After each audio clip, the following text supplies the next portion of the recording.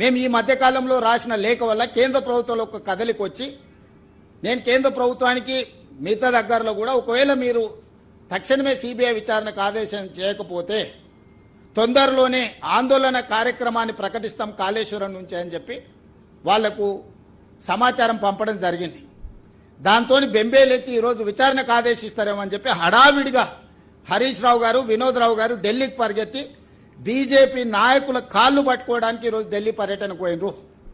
ఒక పక్కన బ్రహ్మాండం బదలవుతుంది, ఇక జీవన్ రెడ్డి గారు వచ్చారు, మాకు జీవంటం దొరికింది, ఇంకా మా కండలు పెరుగుతాయి, మేము అధికారంలోకి వస్తాం అని ప్రగల్భాలు పలుకుతే అంత పెద్ద జీవంటోన్ మీకు దొరుకుతున్నప్పుడు మీరు ఢిల్లీకి ఎందుకు పరిగెత్తాల్సి వచ్చింది? పొద్దున్నే లేచి చెప్పకుండా నిజంగానే మీరు మీ కేసుల కోసమైనా ఇంకో దానికోసమైనా మీరు ప్రజలెందుకు చెప్పలేదు?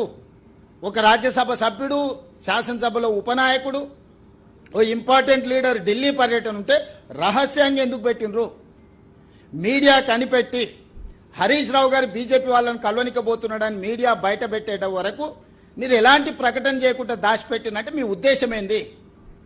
ఎంతకాలం బీజేపీని ప్రసన్నం చేసుకుని సిబిఐ విచారణ జరగకుండా మీరు ఆపుకుంటారు?